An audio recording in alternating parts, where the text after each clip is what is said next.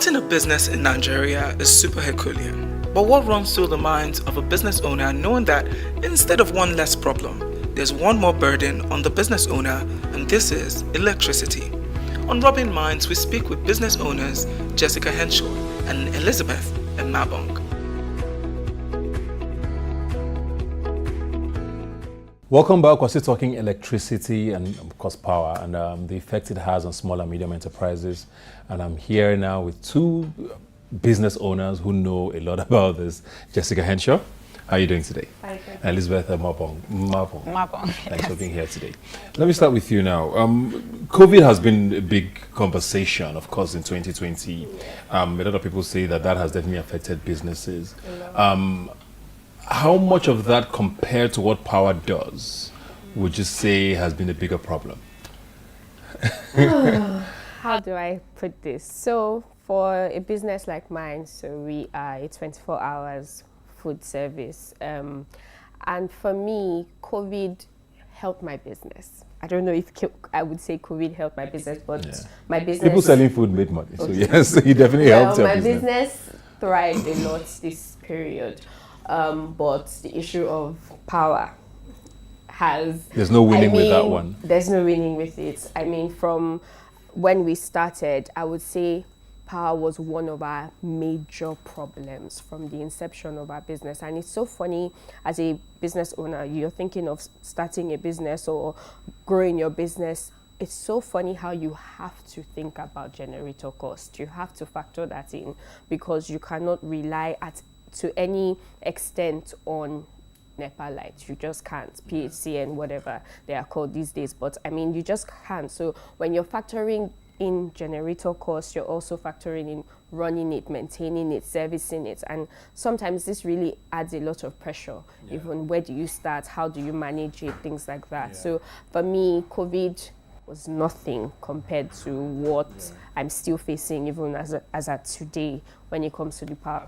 So people will say there are certain businesses that might not necessarily have issues like that with power. People are thinking you're just cooking, you're not just buying foodstuffs and putting on the pots and taking them out. Wow, so for us, we have shawarma griddles, we have fryers, you need lights to be on. I mean, we run all day.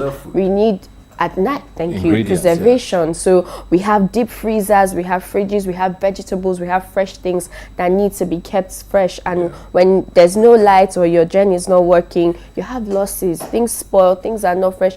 This thing goes so much deeper than people actually assume that, food businesses go through, especially like ours, and you need light to operate. So you definitely need power because you run a printing service. I mean, you're not going to print it with your hand. Heavily dependent on power. Very heavily dependent on power. Even from the order taking process as well, because we take orders across 5 different channels, or 5 different channels, 18 hours. And then the guys in the production work at least 12 to 16 hours a day. Yes.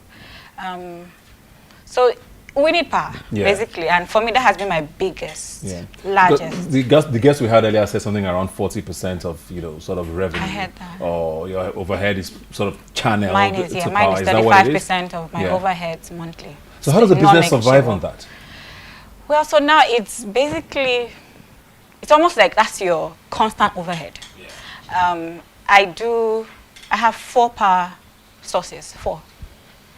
1 diesel generator, 1 petrol generator, and then I must be located in a mall that has a generator, just so that just as backup, as a buffer, basically, And then of course the PHCN lights, which is the real backup of all of you, which never ever comes, and is the cause of all of these backups, And for us, because the work needs to go on and you don't need hitches, that needs to be in place.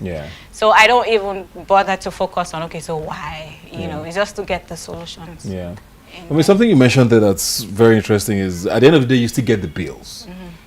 So how does this work? When the bills come and you're wondering, I had power for probably 3 hours a day throughout all of this, how do you address that sort of a situation with the PHCN officials? Major experience I had when we moved to our second location, and at that time, they told us we'll get our meter in. It was a brand new space, so they told us we'll get our meter in, say, 1 month. 1 month, 2 months, 3 months, 4 months. It took about 8 months for us to get our meter. Now, before the meter came, they were doing the what's the bill they bring monthly? Estimated bill. So now, at that time, we didn't even have half as much equipment as we do now. So they'll bring bills, and there was a day I was literally ready to fight with the NEPA officials. I'm like, I'm not paying this. You need to explain to me how this bill was generated. They would bring exaggerated bills. Okay, I don't want to pay this bill. Give me my meter. I've paid for a meter. Give me my meter. And this took such a long time. So that back and forth cost us so much, and we were paying, and at the time not making as much as we're making now, but we were spending almost the same amount of money we are spending now on NEPA bills. Also, for us now, we seal all our bags before they leave. So it's a thing where we need light 24/7. There's nothing we cannot operate. Through the entire chain.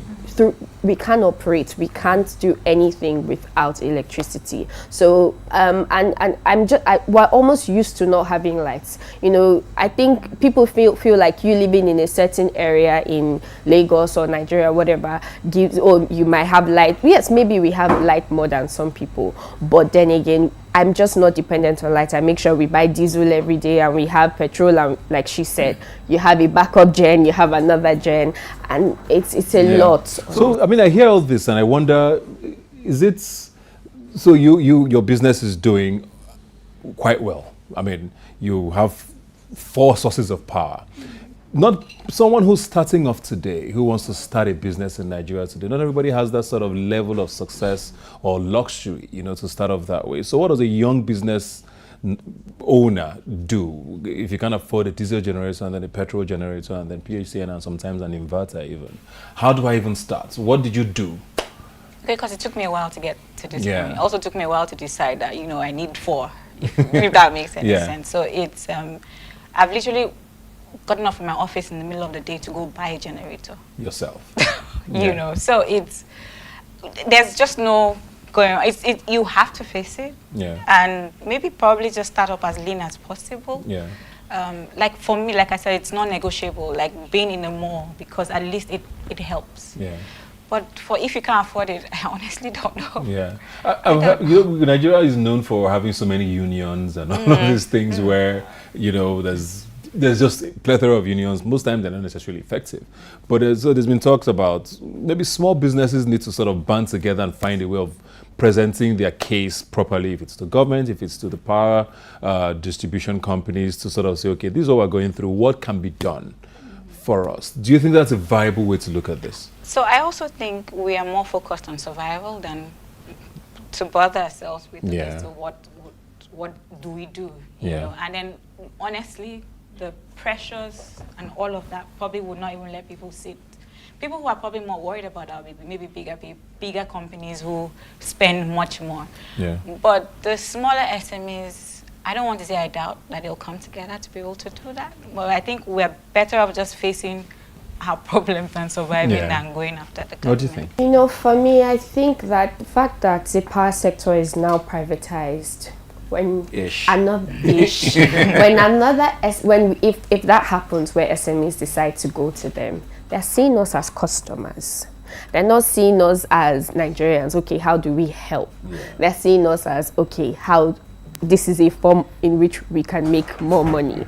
You know, so they're seeing us as customers, and I think that's an issue. When this whole privatization thing came, I feel like a lot of people thought it was a better option. For me, I don't believe it was a better option, in the sense that Nigerians are not the most patriotic people. A lot of us are in business primarily to amass as much profit as we can, not to serve, not to provide service, not even what our consumers think of the service we're providing. They just want to make as much profit as possible. So when you hand something that is literally primary for humans' existence, like lights, and give it to a private sector and say, run this, you're giving them a means to generate income for themselves. So, and you know, there's the bodies that are supposed to monitor and regulate these things are also very corrupt. So it's just a thing where they're going to see us as customers, and they're not going to really do anything to help our situation. We're just going to go from fire to fire, go through these different routes to get to the same problem. That's what I think. Through these COVID times, we saw on TV around the world where governments in several countries were supporting businesses or handing out sort of palliatives, to support especially small businesses. I mean, we heard things in Nigeria. Most people didn't see them, but we heard things. I don't know if you guys got anything. I heard. Okay. So besides COVID, do you feel sort of abandoned by government when you talk about, especially with power? Because it's the one thing I know most businesses just ask government for. Give us this and let us be. We can run this thing on our own. Just give us power. Do you get a sense that you feel like a government on your own? Yes, because I think at some point it's almost normal for there not to be liked. Yeah. So normal. Like, we don't even bother. We just need to get on to the next day, So being disappointed doesn't even help you in any form. So yes, we are, but I thought that we dwell on that. Yeah. I don't. It's what next. But then how do we then cross this bridge to get things done and hold people accountable, you think? So I think this problem is a general problem. I don't think that you can fix the power issue without fixing other things. With everything in Nigeria, corruption or whatever, corruption is a major key. Now, when a lot of people are clamoring for let the youth come and lead, I think that for you to be able to be in power, you have to understand the game of politics. That's why we get so many young people go into power and they're confused. Okay, or you're saying, why is he not doing this? Why is she not doing that? They're not doing anything because they can't. You have to understand how the game is played if you're going to beat them at their own game. You have to also immerse yourself in the game and find a way around it. So I think that if we're going to say, okay, let's have a youth leader, I don't think young people can do it because they don't understand. There's years and years of history in the political game. The people who are there now know what is missing. They've heard us. They know our complaints. They know what they can do to make it better. I don't think it's that they don't know. I don't think it's that they can't hear us. I think it's they're not ready. There's so much politics that goes on with how things are distributed, how things are done, how things are operated. And for that to change, I mean, I really do believe that there has to be someone who can keep a balance. I want personal stories of maybe moments or times when power has almost brought your business sort of to a close, if at all. If you can remember any situation where you had so much drama with, I don't know, anything around that you just said, you know what, I'm done with this. Did it ever happen? Did it ever happen? I'm sure there's multiple small instances or frustrations where you're just like, wow, again. So honestly, when my business first started, it was on really shaky grounds. We almost shut down. I was done. And I was done because the first building we got to run from, the landlord had taken money from us, promised us 24 hours lights. We get there, we find out that she has just one generator, and we had blackouts. That building was so bad, there was no light for straight on 1 week. I'm telling you, 6 days, 7 days, no light. Wow. So even if they were running the generator, they would have to shut it down for some time for it to rest, for us to pick up. Now, mind you, I run a 24 hours business, just building my structure, just finding out what works, what to do, what to not do. So I'm going through that, and then this problem just comes in, and it's everything at the same time. So I'm fighting building management, give me light, put on the gen, we need this, we have to do this. So there will be times customers will call in, and we can't even put anything on the fire. We can't do anything. It was a complete halt for me, and that put so much pressure on my business. I lost customers. Obviously nobody wants to call in, and they're always hearing one story or the other, and you have it affected my morale and how I just wanted to let it go. And so for a while that was a huge issue. So for me to leave that building and go to another building, of course there are places where the light situation is better and they're a bit better managed. Okay. So that was what. Yeah, because I was going to ask, how did you get out of that? So I guess moving was what you I had to move into a space where now we are in control of our own light situation. Yeah. Whether NEPA brings light or not, we know that. Prepare your diesel down, prepare your petrol down, and prepare yourself. So Okay, so just down the road. our first retail store in Lekki 1. And so we do a lot of fast delivery. So you can order today, you can get it today. But this particular order, I think it was about 200 pieces that was supposed to build to go out that day. They hadn't been light the whole month. So week to week, you know, we kept patching on. So this particular week, the 2 generators refused to come on. 2 of them. And then we had this delivery at 6 p.m. that day. And this was like 1 p.m. We did everything. We did everything up until calling, okay, can we hire Jen to you? Then at some point, there was something wrong with the PHCN connection. We did everything. So now the only option we had at the time was to buy a new generator on the spot. How do you buy a new generator? Like, the value of the job was like maybe 1/4 of the price of a new generator. I struggled. Like, so you're caught between keeping your credibility and your can I just refund this money? And just you know, and buy. I had to buy the gen. I literally, you know, with a gen, you take time, you decide what kind of gen. Like, how do you just wake up and buy a generator? And buy a gen. I had to buy a gen. I had to. Wow. With tears. I hope the gen is still working. With tears, like I had to buy it, you know. Heavy. I'm sorry, but so, I mean, you tell all these stories, you've been through these pains, and like you have said, at a point you're just sort of, it becomes your normal, so you even don't complain anymore. Yes. Looking forward, the value of the Naira isn't looking great. Wow. The taxation issues are becoming crazy. There's a new person knocking at your door every other day with this new bill in your face for you to pay. So there's all of these things happening, and in all of that, of course, there's still no power. Yeah. How do you stay optimistic running a business in an environment like this? So I've had to modify some of our processes. So when we have, so instead of taking orders that you need to do, you know, immediately or same day, we try to extend them a bit, just so that you have room in case, you know.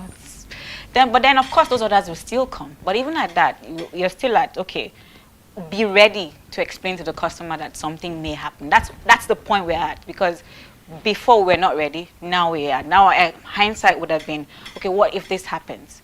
So we're always, you know, it's not a good place to be, but it's almost like telling the customer, you know what, I really can't do it. But then you have to find a balance, and that's basically, so modifying yourself to be able to survive within the system. That's what it is for me.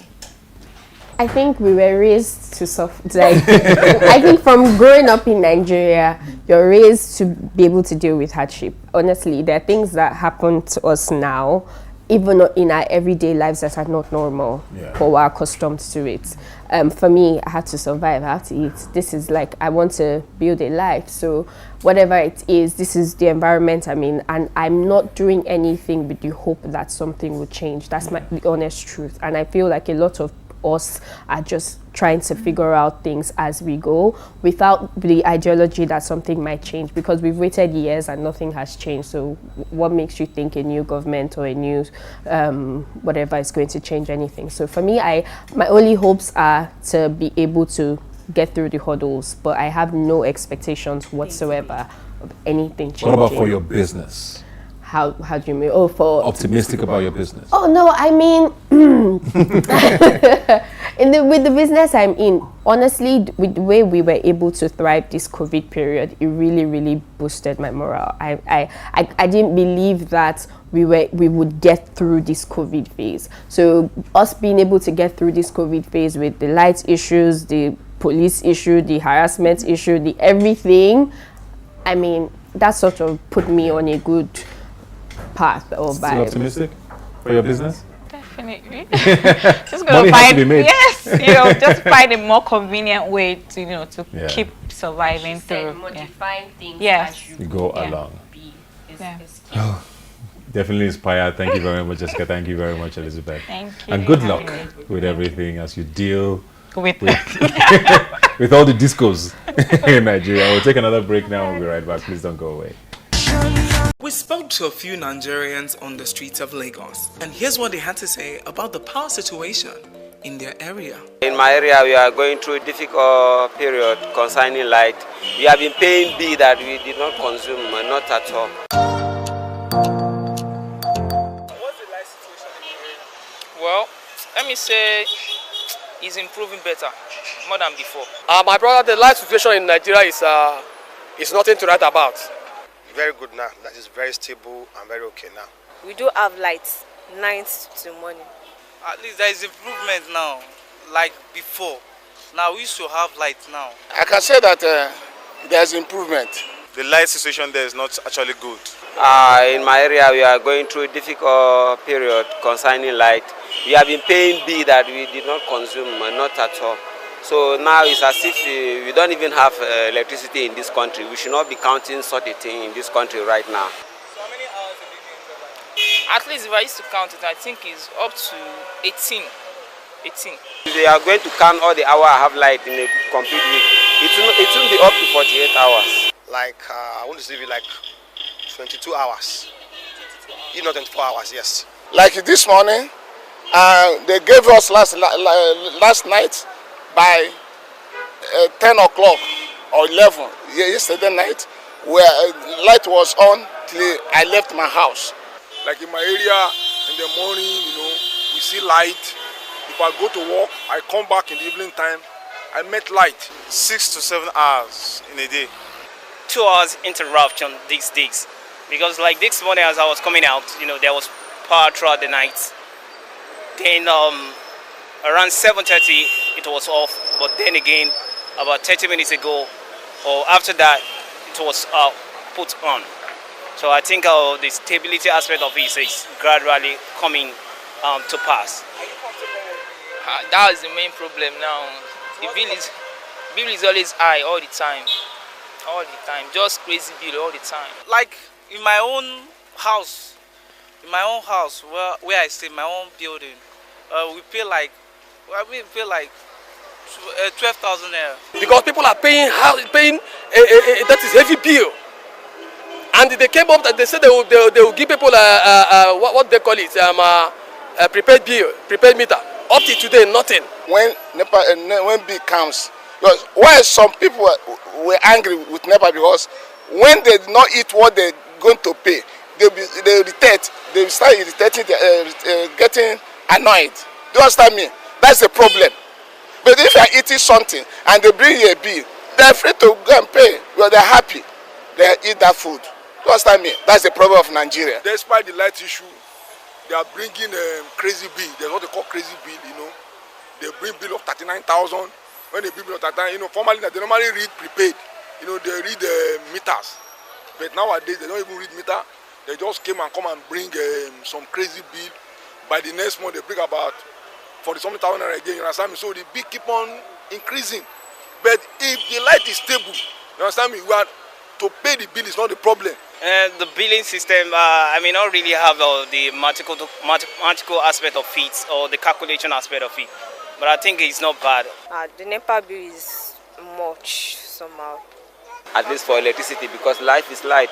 We are going nowhere without electricity. Personal stories from real people on the streets of Lagos, speaking on the power situation in their areas, how it affects them, be it the heavy bills or the inconsistent power situation. To have the final lap of the power sector conversation with Kende Adegboyega. Welcome back. Of course, today we're still talking about power, but now we're going to be focusing on solutions, and hopefully we can proffer some for you here today. I'm joined now by Kende Adegboyega. Thanks for being here today. Thank you. We've talked a lot about the problems, and I think everybody in Nigeria knows what the problems are, and we're trying to look forward. Now, first of all, I want to talk about Siemens. We heard about Siemens in the conversation a while ago about how they were going to come in and become the messiah of the power. Do you know, if anything at all, what happened there? If Siemens is talking about generating power, what about distribution? What about the infrastructure? Even if Siemens would generate the enormous megawatt that we need, who's going to fix the transformers? Yeah. So I think we need to work on the infrastructure. So like for instance, you want to ask, what exactly is the DISCO investing in the power sector? So they must be ready to invest, put their money where their mouth is. So if they are not ready to put their money where their mouth is, we may not really get the improvement, but they must be ready. But although the excuse is always that we are not getting enough funds from the system and all that.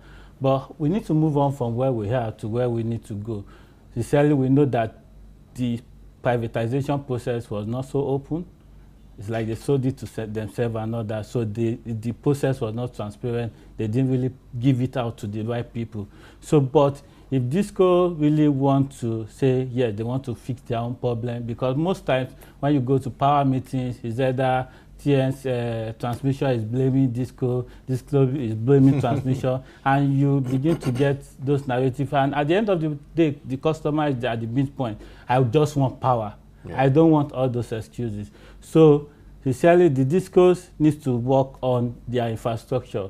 There are a lot of communities that still buy transformers on their own. So, if no ISP will tell me to buy their mass and all that. So, if these things still happen, and also we are talking about metering, a lot of customers don't have access to meter yet, and like for the data that we have now presently is saying that they don't have enough people, that the number of people on the metering, but the Discos have legwork people. They have the marketers. At least they should be the people that will get the data that will give their office to say this is the amount of people that we are yet to meter. This is, and they also talk about tariff that is not cost effective. But you are also talking about that a lot of people still bypass meters. Exactly, yeah. But you have this your guys on the feed going out to check, and so that means if your guys have been on the feed, what have they been checking out? So that means what we are saying is that the Discos have to up their game and do their job. And also the regulatory body. The regulatory body is like what we have seen so far is just like backing. Recently they said this is the for estimated customers, these are the cap level, this is how much you can give. But we've seen complaints. Even during the lockdown, they supplied outrageous bill to customers. The complaints are still hanging there. So are you saying, sorry to cut you there, are you saying the privatization process needs to be redone? And are you saying the entire value chain needs to be privatized, like our earlier speaker had said? Exactly. We need a new power reform. A new power reform bill. What we have now is not working. Like for instance, the states should be able to generate their power. With all this national grid breaking down, their stories... It's not sustainable. It's not stories that we should keep hearing. So why should a federal system of government still be running a national grid? So we need to work on the power policy and the bills that we have. They need to reform that bill. The states should be able to generate their own power and sustain. And look at Lagos, for instance. Lagos generates a lot of waste that could be transformed into power. So we look at a lot of these issues. You've talked about, privatization, redoing the power plan. There's a lot of this that needs to be done, but they all seem like very long-term solutions. In the medium to short to medium term, I mean, this government has about 2-3 years to go, like I've said. What can be done in the short to medium term, you think, to make things start looking at least a little positive, optimistic for people? The first thing we have to do is we need a new power reform bill. We can't, what we have, the privatization bill, even if you are testing something and it's not working, there is need for you to review it. So what we have is not working. So even a CMN magic may not work. It's not going to work. So we have to fix that bill that says I cannot generate power, and okay, for instance, Lagos wants to collect tax on what business, or what environment, or what profit. So if Lagos as the state is interested in the business that are located in its geographic location, so it should be interested in how those businesses are doing well. Yep. So if those businesses are not doing well, they are saying, I need power, I'm not getting the right power, and so you can't be asking me to pay tax for what I'm not earning from. So the state should be responsible to their location, like all other issues too, where you now talk why not trying to divert, even policing. The state, we should have to localize our problem. Yeah. We need to localize the solution to our problem. So I believe that power reform bill will, and there's always the threat, we will take the license from the Disco. I don't know if we need to take it to solve the problem. So let it well, be. Well, thank you very much, Kennedy, for being here today. I mean, we all can't wait for these solutions to become realistic and for Nigerians to at least have a bit of an ease to their lives. So thanks for being here today. Thank you. All right, thanks for joining us. Like I always say, you can follow us on Twitter at RobinMindsNow is our handle. Please tweet at us using the hashtag RobinMindsNow. I'll see you next Sunday.